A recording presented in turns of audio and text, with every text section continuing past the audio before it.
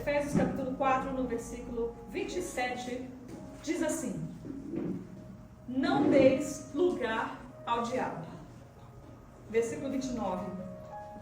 Não saia da vossa boca nenhuma palavra torpe, mas só se for boa para promover edificação, para que dê graça aos que ouvem. No capítulo 5, diz assim: sede, pois, imitadores de Deus, como filhos amados. Andei em amor, como também Cristo vos amou, e se entregou a si mesmo por nós, em oferta e sacrifício a Deus, em cheio suave. Amém. Vamos fazer uma nova oração, uma pequena oração? Senhor meu Deus, obrigada por essa oportunidade. Que não seja a minha voz, mas que seja a tua. Que o Senhor possa alcançar os corações da forma que assim o Senhor desejar. Amém. Palavras torpes. Pode se sentar, palavras torpes. O que significa palavras torpes? Porque muitas das vezes nós imaginamos, pelo menos eu pensava assim, que palavras torpes eram um palavrão, um xingamento, uma palavra feia. Mas na verdade, palavras torpes, ela é também um palavrão. Mas também são palavras que não edificam, que machucam, que magoam, que não levam para lugar nenhum. São aquelas palavras que nós escutamos e que carregamos às vezes ao longo da vida, por muito tempo. A palavra de Deus diz que existe o tempo para todas as coisas. Só não existe o tempo para uma coisa. O tempo, ele não cura nada. Existe o tempo de trabalhar, o tempo de descansar e o tempo de procurar a cura. O tempo de fazer alguma coisa em prol da cura. Mas o tempo, ele não cura nada. E a própria palavra de Deus diz que as palavras, elas têm o poder de causar a morte, de dar a vida, de alegrar o coração e também de entristecer, também de magoar. E tem pessoas que carregam essas mágoas pro túmulo. O resto da vida, as pessoas carregam mágoas. E isso está escrito. Como terapeuta, o que eu mais vejo são pessoas que estão magoadas desde a sua infância. Pessoas que às vezes ouviu do pai, da mãe, da tia, de alguém uma única palavra e que carregam a vida toda. E as pessoas mais fáceis de nos magoar, e que nós também magoamos outras pessoas, são as pessoas que estão dentro de casa. É o marido, é a esposa, é os filhos. É muito fácil magoar. Por que é fácil magoar? Porque você tem a liberdade para falar o que você pensa, para você ser quem você realmente é. Na maioria das vezes, nós somos outras pessoas fora de casa. E dentro de casa é outra história. Por quê? Fora de casa você se preocupa com o que o outro vai pensar de você, como que o outro vai olhar para você. E dentro de casa você, não, estou na minha casa. É aí que está o erro. Porque as pessoas que estão fora, elas podem até nos aborrecer, pode até chatear a gente, mas não vai durar para sempre. Agora, e a pessoa dentro de casa? Carrega para toda a vida. Para toda uma vida. E a palavra de Deus diz sobre a raiz de amargura. Pessoas que guardam mágoas dentro de si e aquilo enraiza. Gente, o emocional nosso, ele gera dores físicas de todos os tipos, até mesmo câncer. O emocional, ele causa isso em nós. E 99% são palavras não curadas, não tratadas dentro de nós. Geradas às vezes por uma raiz de amargura, por uma tristeza. A palavra de Deus diz que nós somos salvos pela graça. Então pode ser que a pessoa que tem a raiz de amargura vá para o céu. Só que a palavra de Deus diz também que a falta de perdoar, se você não perdoa o seu irmão, Deus não nos perdoa. E se Deus não perdoa, como que nós vamos para o céu se Deus não vai perdoar? É uma coisa meio complicada, né? É meio difícil subir sem perdão. E a raiz de amargura é o quê? É quando você não perdoa de verdade e carrega aquilo dentro de nós. Uma das coisas que eu fiz quando eu cheguei aqui foi ir para o hospital. para ver minha mãe, né? E naquela situação, eu já sabia que Deus ia levar minha mãe. Eu já sabia que tudo que ia acontecer. Apesar de ter aquele fundinho de esperança dentro de nós, de querer que ela saia dali, de comemorar com ela, né? Até prometi para ela, o dia que você sair daí, nós vamos lá para o restaurante comer um peixe e tal. Mas isso infelizmente não aconteceu. Mas uma das coisas que eu me preocupei foi em parar com ela e conversar. Pedir perdão. E ali nós trocamos ali. Acho que foi uma das conversas mais difíceis que eu já tive na minha vida. De pedir perdão pelos meus erros, apesar de sempre me esforçar ao máximo. Mas às vezes uma palavra que nós falamos, o outro pode carregar. E eu não sabia. Então eu precisava o quê? Pedir perdão. E ela também pediu perdão. E esse momento, ele tem que ser necessário em nossas vidas. Por mais difícil que seja, ele tem que ser necessário. Se você quer ensinar vocês que são pais, quer ensinar os seus filhos a perdoarem, peça perdão quando você erra. Como? Porque às vezes o pai e a mãe erra com o filho e não pede perdão nunca. Por que não pede perdão? Esquece. Será que é por orgulho? Não, é meu filho, tem que ser desse jeito e pronto. Está dentro da minha casa, dentro do meu teto, vai fazer do meu jeito. E aí não pede perdão. Só que como que você quer, às vezes, ensinar o filho a pedir perdão para a esposa dele, para o marido dela, a se desculpar quando estiver errado lá na frente? Tem que começar por nós, pelas nossas atitudes. Então nós ensinamos pelas nossas atitudes. Talvez o pai e a mãe falam com os filhos uma coisa, ó, você precisa fazer assim, assim, assim. Faz tudo o contrário. Faz tudo diferente. Ele vai fazer o exemplo que ele tiver. Nós somos guiados por aquilo que nós vemos, não pelo que ouvimos. Todos os filhos, vocês podem reparar que quando estão mais velhos, eles replicam a maioria das atitudes dos pais. Eles repetem na vida deles. Então por isso nós temos que ter o cuidado de zelar, de ensinar que você pode errar ao falar, que você pode errar na expressão, porque às vezes nós não falamos nada, mas uma expressão, um tom de voz é capaz de estragar um dia inteiro, né, mãe? Às vezes o marido está lá, alterou a voz um pouquinho com a esposa, não falou nada demais, mas só o fato de ter alterado a voz, acabou, já arrumou uma guerra. Por que arrumou uma guerra? Com uma alteração de voz. Será que essa guerra é de agora? Será que não está machucado lá dentro? Será que não precisa olhar e se curar de coisas que ficaram lá atrás? Porque o tempo ele não cura. Ele não cura nada, ele adormece a nossa dor. Ele simplesmente descansa, você vai caindo no esquecimento. Só que todas as nossas atitudes, elas são moldadas e geradas pela dor, pelo nosso trauma. Tudo que acontece lá atrás.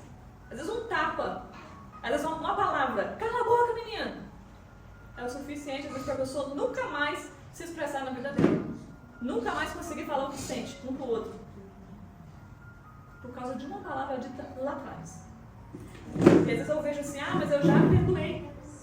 Eu já perdoei tudo que aconteceu lá atrás.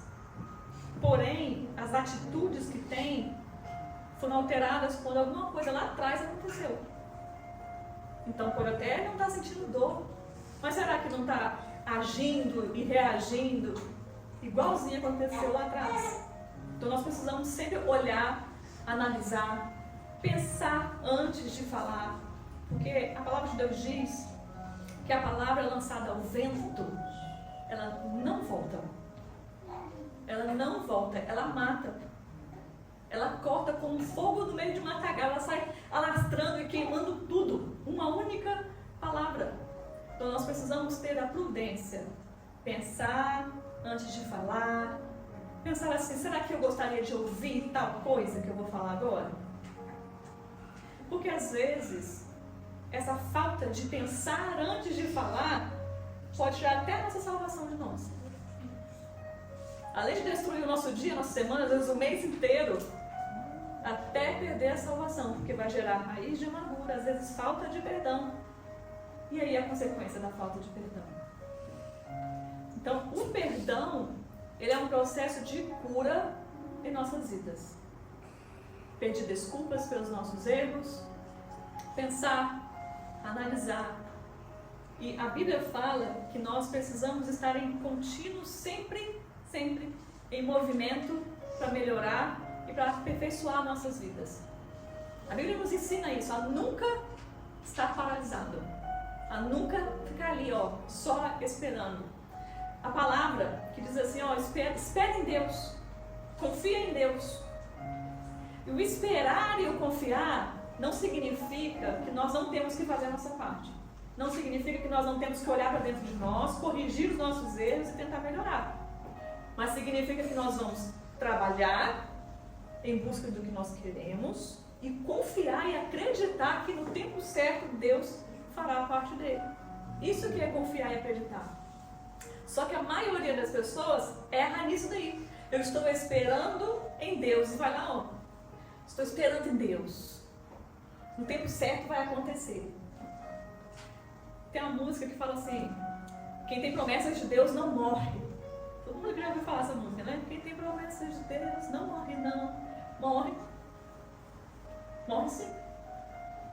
Porque somos nós que nos afastamos do caminho da promessa. Deus tem uma promessa, a promessa aqui, alta aqui. Mas se você sair do caminho, provavelmente, ou você vai atrasar a promessa de Deus na sua vida, ou ela nunca vai acontecer. Não é que Deus não tenha promessa, Deus tem. Só que somos nós que saímos, que fugimos dessa trajetória. Então é por isso que nós temos que ter o cuidado de sempre olhar, analisar o que eu posso melhorar hoje. Por exemplo, eu quero cantar. Eu quero ser cantora. Está fazendo o que para que isso aconteça na vida? Eu quero ter uma fábrica de bolos. Eu estou fazendo o que para conseguir isso daí? Estou aprendendo, estou estudando mais, estou me aperfeiçoando. O que eu preciso fazer? Porque esse fazer é por nossa conta. Deus não vai descer do céu e fazer por nós. Deus, ele é o Deus do impossível. Ele pode todas as coisas, absolutamente todas as coisas. Só que a nossa parte é por nossa conta. Quem é o instrumento que Deus vai usar? Às vezes para restaurar um casamento, para ter mudanças dentro de casa, para guiar os filhos no caminho em que devem andar. Quem Deus vai usar? Será que é alguém de fora? Somos nós. Somos nós que precisamos nos posicionar. Entrar no quarto, fechar a porta. Falar, Senhor, me mostra a direção. Me mostra por onde eu devo começar. Porque às vezes nós não fazemos porque não sabemos por onde começar. Fica perdido, né? A gente não sabe todas as coisas. Só Deus sabe todas as coisas.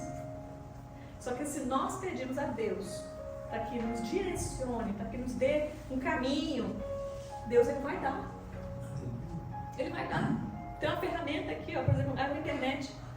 Gente, você pode aprender de tudo. Eu vejo pessoas lá onde eu morava que aprenderam a construir casa assistindo no YouTube. Aprenderam profissões assistindo no YouTube. Não faço isso em casa. Mas tem pessoas que aprendem ali. Quantas pessoas estão ensinando hoje na internet? Só que muitas das vezes nós ficamos vendo joguinhos, as redes sociais, assistindo tudo quanto é coisa, menos para aprender aquilo que nós precisamos. Ver tudo na internet, menos para o nosso crescimento, menos para fazer aquilo que é importante para nós. Você vai achar na internet tudo quanto é tipo de estudo. Tem pessoas hoje que aceitaram Jesus pela internet. Então nós temos várias ferramentas para que Deus possa nos direcionar. Só que nós precisamos pedir essa direção para Deus. Talvez a resposta está dentro de casa. Nós não sabemos. Você sabia que o Espírito Santo usa quem está do nosso lado para nos aperfeiçoar? O casamento é um exemplo disso. Deus usa ali o casamento para nos moldar todos os dias. Todos os dias você vai ter que trabalhar com você. Ou você trabalha com você, ou vai passar perrengue, ou vai passar dificuldade, vai passar raiva. Eu sempre falei assim, eu preciso melhorar meu casamento. No início, eu pensava assim, que ele tinha que mudar, ele tinha que fazer. Ele não é o homem da casa, né? Ele tinha que fazer. Até começar a perceber que quem tinha que começar era eu. Não por ser mulher, não. Mas é porque eu entendi que eu não posso mudar a mentalidade do outro. Eu não posso mudar a atitude do outro. A mulher não vai mudar a atitude do marido, a mentalidade do marido, e nem o homem vai mudar a mentalidade da mulher. Não vai. Não vai. Só Deus. Só Deus. E Deus vai fazer se a pessoa quiser também. E se a pessoa não quiser, Deus não vai fazer, não. A pessoa tem que querer. A pessoa tem o livre-arbítrio de escolher. Então, eu comecei a trabalhar em mim. Em mim. O que eu posso fazer para melhorar? O que eu posso fazer para crescer mais? O que eu posso fazer para mudar? Para que eu ganhe? Porque é ganho trabalhar na nossa vida. É ganho nos curar. A palavra de Deus tem dezenas de versículos, dezenas, que diz que nós precisamos nos perdoar. E para que serve o perdão? Para cura. Só para cura. Para libertação. E quando você perdoa alguém, você não está libertando a outra pessoa, não está curando a outra pessoa, está se curando, se libertando. Então, o perdão é para nós, não é só para o outro. Então, nós precisamos todos os dias parar e analisar o que nós podemos fazer para melhorar a nossa vida. Porque quando eu entendi isso, um segredo que eu entendi, que eu precisava trabalhar em mim para chegar aonde eu queria. Porque quando eu saí daqui do Brasil, eu saí com uma expectativa de mudar literalmente a minha vida lá nos Estados Unidos. Essa foi a expectativa, eu vou mudar, vou começar do zero. Só que quando chegou lá, com pouco tempo, eu comecei a ter os meus problemas, as mesmas dificuldades, passaram as mesmas raivas. Eu saí do Brasil, eu estava lá na América, eu passava o mesmo problema. Mas sabe por que isso aconteceu? É o segredo. A dona do problema foi junto comigo, que era eu. A dona do problema não estava lá. Então não adianta a pessoa mudar de cidade, de estado, de país e não mudar dentro de nós. Você precisa começar a trabalhar. Nós precisamos trabalhar todos os dias dentro de nós. Porque senão não adianta. Para onde você for o problema, ele vai. Agora, outro segredo que eu descobri é que quando nós mudamos, o outro que está do lado de nós, ele muda. Ele aprende. Porque ele vê a mudança. Normalmente nós somos repetitivos. Nós gostamos de estar sempre ganhando. O brasileiro, então, só gosta de ganhar. Então, quando você vê o outro mudando, você automaticamente começa a ser alterado pela mudança do outro. Então, quer salvar um casamento? Quer restaurar alguma coisa? Comece com você. E vai dar certo. Sempre dá certo. Porque nós precisamos nos movimentar para que as coisas de Deus aconteçam em nossa vida. Nós precisamos estar em constante movimento. O tempo inteiro. Saber com quem nós temos que andar, com quem nós podemos falar, com quem nós podemos contar. Nós temos que analisar isso tudo. Porque uma amizade de 30 anos, 20 anos, pode ser algo que está impedindo o crescimento dentro do lar. Está impedindo alguém de crescer. Uma amizade que você teve lá da infância. Às vezes é necessário abrir mão daquilo para crescimento. Eu já tive que abrir mão de pessoas na minha vida. Muitas pessoas na minha vida. Que simplesmente não cresciam. Não andavam, paralisadas. Então, se você quer começar a caminhar, comece a andar com pessoas que estão na caminhada, que estão indo ao progresso, principalmente com o mesmo propósito que você. Seu propósito é o céu? É melhorar? Ande com pessoas que buscam melhorar e buscam o céu. Agora, se essa pessoa falar, eu busco, mas a vida não está parecendo que está indo para o céu, não está buscando. Porque o reino dos céus, ele é renúncia. Ele é olhar para dentro de si e mudar todos os dias. A Bíblia diz que nós temos que abandonar o velho eu. O que é abandonar o velho eu? É olhar todo dia para dentro de nós e pensar, eu preciso mudar isso, eu preciso fazer isso, eu preciso alterar isso. É isso todo dia. É aquele que perseverar até o fim. Receberá a coroa da vida. Então, isso é todos os dias nós precisamos olhar para dentro de nós. Só que às vezes nós caímos no comodismo, nos paralisamos, a vida entra no automático Você trabalha, vai para casa, trabalha, vai para casa, trabalha, vai para casa, ou escola, casa. Todo dia a mesma coisa. E aí você vai o quê? Sobrevivendo a tudo que está acontecendo. E aí esquece de olhar para dentro de si e começar a trabalhar naquilo que é necessário. Então a mensagem de hoje, ela tem o intuito de quê? De fazer você parar, ir para casa, refletir naquilo que você pode mudar na sua vida para que você possa ser uma pessoa melhor. Não para outras pessoas, mas para você mesmo, porque você merece isso. A palavra de Deus diz que nós fomos feitos únicos e exclusivos. Nós somos exclusividades. Nós não somos obra do acaso. Você foi gerado, a Bíblia diz que você foi gerado antes do ventre da sua mãe. Então não foi por acaso que a sua mãe engravidou. Não foi. Você foi escolhido antes mesmo de ser gerado. E todos nós temos um propósito. Então é necessário, todos os dias, quando estiver em casa, pense, o que eu posso mudar? Será que tem uma coisa dentro de mim que eu preciso ser curada? Será que alguma palavra onde ele feriu? Será que as minhas palavras estão ferindo alguém? Será que eu preciso me reconciliar com alguém? Será que eu preciso olhar com mais jeitinho, com mais amor, mais empatia? Será que nós precisamos fazer isso? Então, o convite é para que vocês possam analisar, no decorrer dessa semana, o que você pode fazer para melhorar a sua vida, para se curar todos os dias com um único e exclusivo propósito: ir para o céu, ter uma vida da melhor maneira possível aqui e ir para o céu, porque o tempo aqui, ele é curto e talvez o amanhã nem vai existir nem para mim nem para você.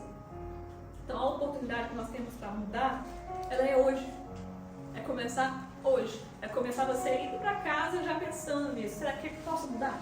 Que eu posso me curar? Todos nós, sem exceção, de criança ao mais velho, tem alguma coisa dentro de nós que nós precisamos ser curados. Nós precisamos olhar e melhorar. Todos nós, não tem exceção. O único que tinha essa exceção, e tem, é Jesus. E mesmo assim foi apedrejado, crucificado, massacrado pela humanidade. Então nós precisamos todos os dias nos curar e lembrar que quando você não conseguir amar, lembre do amor de Deus e se baseie nele. Lembre de como Jesus agia com as pessoas para que você possa replicar as atitudes de Cristo dentro da sua casa, dentro do seu lar e aonde você estiver. Era essa mensagem que eu tinha para compartilhar com vocês hoje. E eu espero que essa mensagem fique gravada no seu coração, para que você possa meditar, e não só meditar, porque o tempo, ele não é mais só de pensar. O tempo, ele é de colocar em prática. Nós precisamos colocar em prática. Sair daquele meio de só ouvir dentro da igreja, só pensar e não fazer nada. O tempo é de começar a colocar em prática, porque nós precisamos. Então, fique com essa mensagem. Que Deus abençoe a vida de vocês. Medite nisso.